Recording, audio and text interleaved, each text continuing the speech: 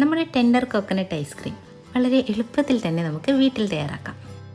ഒരു ബൗളിലേക്ക് അമൂലിൻ്റെ fresh cream നമുക്ക് ചേർത്ത് കൊടുക്കാം. ഞാനിവിടെ ഒരു പാക്കറ്റ് ഫ്രഷ് ക്രീമാണ് എടുത്തിരിക്കുന്നത്. ഇനി ഇതൊന്ന് നന്നായി ബീറ്റ് ചെയ്ത് കൊടുക്കാം.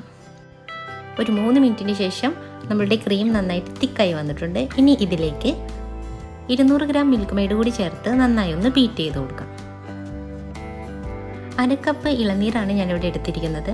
ഈ തേങ്ങ നന്നായി ഒന്ന് പേസ്റ്റാക്കി അരച്ചെടുക്കാം. ഇനി ഈ ബാറ്ററിലേക്ക് 1/2 കപ്പ് പൊടിച്ച പഞ്ചസാര കൂടി ചേർത്ത് നന്നായി ഒന്ന് ബീറ്റ് ചെയ്ത് കൊടുക്കാം. അവസാനമായി അരച്ചു വെച്ചിരിക്കുന്ന ഇളനീർ കൂടി ഇതിലേക്ക് ചേർത്ത് നന്നായി ഒന്ന് ഇളക്കി കൊടുക്കാം. ഇനി ഇതൊന്ന് 8 മണിക്കൂർ അല്ലെങ്കിൽ ഓവർനൈറ്റ് ഫ്രിഡ്ജിൽ വെച്ച് നമുക്കൊന്ന് തണുപ്പിച്ചെടുക്കാം. അങ്ങനെ 8 മണിക്കൂറിന് ശേഷം നമ്മളുടെ ഐസ്ക്രീം റെഡിയായി വന്നിട്ടുണ്ട്.